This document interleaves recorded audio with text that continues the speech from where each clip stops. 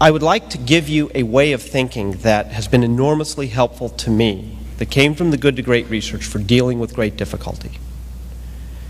And it was what we came to call the Stockdale Paradox.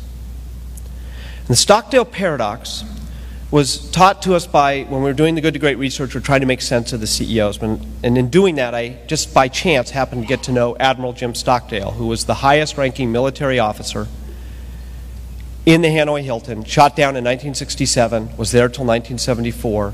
They could pull him out at any time and torture him, and they did. He was tortured over 20 times. And I had the privilege to get to know Admiral Stockdale, and we were going to the faculty club one day, and I had read his book, In Love and War, which was written in alternating chapters by himself and his wife about their years when he was in the camp. And I got depressed reading the book because it seemed so bleak, it seemed so difficult, it seemed, it's like we can all endure anything if we know it's going to come to an end and we know when. But what if you don't know if it's ever going to come to an end? And you certainly don't know when.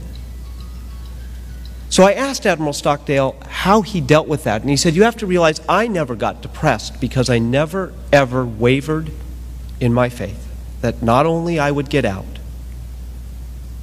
but I would turn being in the camp into the defining event of my life that in retrospect I would not trade.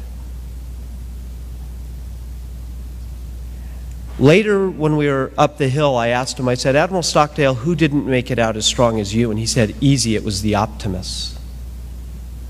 I said, the optimists? You sounded optimistic. He said, no, I was not optimistic.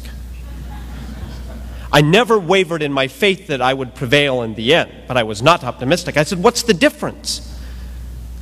Oh, the optimists always thought we'd be out by Christmas. Of course, Christmas would come and it would go. And then we were going to be out by Easter and Thanksgiving, and then Christmas would come again, and they died of a broken heart.